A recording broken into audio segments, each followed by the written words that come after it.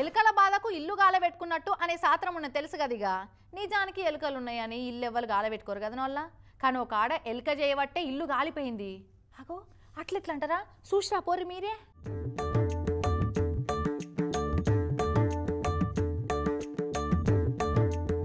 కన్నుపోయేటట్టు కాటక పెట్టినట్టు అయింది కదా గీ అవ్వ భక్తి సల్లగుండా దేవుడా బాంచని ఇంటిల్లాదులను సల్లగుండాలే ఏ రంది రౌసు లేకుండా చూడు భగవంతా అని పొద్దుగా లేచి గచ్చు తొడిచి దానం చేసి దేవుళ్ళ పటం కాడ దీపం ముట్టిస్తే ఓ ఎలుక చేయబట్టి ఆ దేవుని దీపం అంటుకొని ఇల్లుగా అలవడ్డది.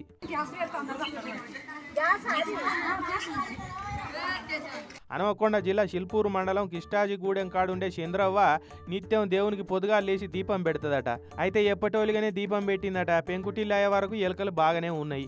ఏమన్నా తినేటివి ఉన్నాయి అనుకొని వచ్చిందో ఏం పడవగానే ఓ ఎలుక దీపం పెట్టిన ఇత్తడి ప్లేటును గుంజుకొని పోయే వరకు ఆయన సూరుకు మంటలు అంటుకున్నాయట.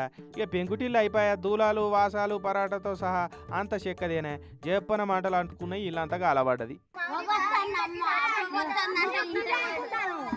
ఇక చుట్టుముట్టోళ్ళు ఊరుకొచ్చి చేతికి దొరికిన దాంతో ఇక నీళ్లు చల్లి మంటలు ఆరిపిర్రు. పాపం అది వరకే ఇల్లంతా కాలిపోయింది. ఇక చంద్రబాబు ఇంట్లో ఉన్న సామాన్లు అన్నీ కాలిపోయినాయి. రూపాయి దాచుకున్న 23,000 రూపాయల నగదు పైసలు ఉంటే ఆయన్ని అగ్గిబూడిద అయిపోయినాయట. ఎలుకలు సలగుండా ఎంత పని చేసి కాలబడ్డాయో చూడురి. జర ఇంట్లో దీపం పెట్టినప్పుడు ఎలుకలతోటి పైలం